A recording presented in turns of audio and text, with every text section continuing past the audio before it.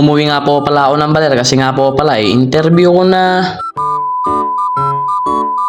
Yo, what's up mga karepapits? Dito nga po pala, kagigising ko nga lang po pala. Maga nga po pala tayong babiyahe ngayon. Pagkatapos ko nga po pala kumain, tsaka po maligo, ay umalis na nga rin po pala ako kagad. Ang ganda nga po pala bumiyahe ngayon mga karepapits kasi nga po pala, hindi nga po pala masyadong mainit. Pagdating ko nga po pala ng mga dinadyawa mga karepapits, ay nagpahangin nga po pala ako ng aking gulong sa unan. Kasi nga po pala mga karepapits, nararamdaman ko nga po pala na medyo malambot po siya. At pagkatapos ko nga po pala magpahangin ng gulong sa unan, ay agad na nga rin po pala akong umalis kagad. Mabagal nga lang po pala mga karepapits yung patakbo ko sa motor kasi nga po pala hindi naman po maaraw. Enjoy ko na nga rin po pala mga karepapits yung aking mga nadadaanan kasi nga po pala napakaganda niyan tignan. Pagkarating ko nga po pala mga karepapits sa boarding ko, iniisip ko nga po pala yung makakasama kong papuntang Carmel mamaya. Sa hindi nga po pala mga nakakala mga karepapits ay masyado nga po pala umayain kapag may pupuntahan po pala o lalo na po pala sa mga school. Kaya nga po pala hindi nga po pala makapunta na nga ako lang po mag-isa. Buti lang po mga karepapits ay nandito nga po pala si Argel para nga po pala isamahan niya ako. Pagkapunta ko nga po pala mga karepapits sa boarding nila, tumambay nga po pala kami dito sa may Sabang. Pagkatapos nga po pala namin mga karepapits tumambay dito sa Sabang ay pumunta na nga rin po pala kami kagad sa boarding nila. Habang natambay nga po pala kami mga karepapits, nag-chat nga po pala sa akin yung isa naming barkada kasi nga po pala naubusan nga po pala siya ng gasolina. Pinuntahan nga po pala namin kagad para nga po pala masundo namin siya at makapasok na rin po siya kasi nga po para meron nga po siyang pasok. Hindi ko na nga rin po mawari sa tao na to kasi nga po pala kapag gagala siya hindi nga po siya naubusan ng gasolina kahit gaano kalayo, pero pagpapasok po siya ay naubusan nga po siya ng gasolina. At dahil nga hindi ako marunong magputres ay siya na nga lang po pinagputres ko at ako na nga lang din po pala nag-drive sa kanyang motor. Pagkatapos nga niya mga karepapits ay kumain na nga rin po pala ako dito ng sisig only rice. Pagkatapos nga pala mga karepapits kumain ay pumunta na nga rin po pala kami kagad dito sa may Carmel. Kaso nga lang po pala mga karepapits ay hindi nga po pala kami pinapasok kasi hindi nga po pala kami nakasapato. Kaya nung nakapagpalit na nga po pala kami, agad na nga rin po pala kami bumalik sa may Carmel para nga po pala masimulan na yung interview sa akin. At ito na nga po pala kami mga karepapits, nakapasok na nga po pala kami sa loob ng Carmel. Dito nga rin po pala kami muna tumambay mga karepapits habang iniintay nga po pala yung mag-i-interview sa akin. Pagkatapos nga po pala mga karepapits ay pumunta nga po pala muna kami dito sa CR para umihi nga po pala. Tsaka nga po pala may makapag-picture lang din saglit. Pagkatapos nga po pala mga karepapits ay agad na nga rin po pala kaming umuwi kasi nga po pala hindi pa nga rin po pala siya kumakain. At pagkabalik nga po pala namin sa kanila ay agad na nga rin po silang kumain. Nakisubo-subo na nga rin po pala ako. Pagkatapos nga po pala kumain mga karepapits ay pumunta nga po pala kami ng 7-Eleven para nga daw po pala ilibre ko siya ng ice cream. Libre ko na nga rin po pala siya dito mga karepapits ng ice cream kasi nga po pala para makaulit nga po pala ako sa kanya sa susunod. Sa mga hindi nakakala mga karepapits itong si Ardel nga po pala siya nga po pala yung kasama ko nung gabing nilakad namin yung Bianuan hanggang bayan. Dito nga po pala mga karepapits habang nabili nga po pala kami ng ice cream bigla siyang sinabi sa akin,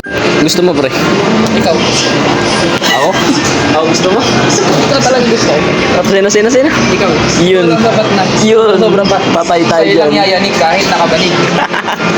Pagkatapos nga po pala namin mamili mga karepapits ng ice cream na bibili namin agad na nga rin po pala pumunta rito para mabayaran. Pagkatapos nga po pala mga karepapits bayaran pumunta na nga rin po pala kami dito sa may labas para nga po pala dito nga po pala namin kainin dito sa may gilid ng 7-Eleven. Dito nga po pala mga karepapits sabi ako kumakain nga po pala kami ng ice cream ay puro tawanan nga po pala kaming dalawa. Kasi nga po pala mga karepapits pag kami nagsama ay puro nga po pala kalokohan ang mga naisip namin at puro katarantaduhan. At kapag may nakita nga po pala kami mga karepapits na napakalit na bagay agad nga po pala namin pinagtatawanan kagad. Ina-enjoy ko na nga din po pala mga karepapits yung mga ilang natitirang oras ko na nga lang po dito sa baler kasi nga po pala uuwi nga rin po pala rin ako kagad ng kasigura. Pagkatapos nga po pala namin kung may mga karepapits agad na nga rin po pala akong umuwi. At dito nga po pala mga karepapits huminto nga po pala ako dito sa may dinadyawan, dito nga po pala sa may magandang tanawin. Sobrang ganda nga po pala dito mga karepapits na halos nagtagal nga po pala ako dito ng 1 oras at kalahati. At dito nga rin po pala mga karepapits na realize na napakasarap nga rin po pala pag minsan maging mapag-isa. Kaya nga po pala mga karepapits tumagal ako dito ng 1 kalahating oras kasi nga po pala mga karepapits nire-relax ko po pala ang aking isipan. Nag-enjoy nga lang po pala ako dito mga karepapits kasi nga po pala napakatahimik at payapa at kalmado na nga aking paligid. Napakaganda nga rin po pala dito mga karepapits ng mga tanawin dito sa may parteng baba. At ito nga po pala mga karepapits yung mga nakikita ko dito sa aking baba. Pati nga po pala mga karepapits ay wet saint dito sa may dinadyawan. Kitang-kita nga rin po pala dito sa may taas. Kung makikita nyo nga po pala dito mga karepapits sadyang kalmado nga po pala ng aking paligid at payapa. Dito ko na nga rin po pala mga karepapits tapusin yung aking vlog. Oo nga pala si Kayla lagi nagsasabing piliin natin laging masaya para always nga lang po tayong masaya.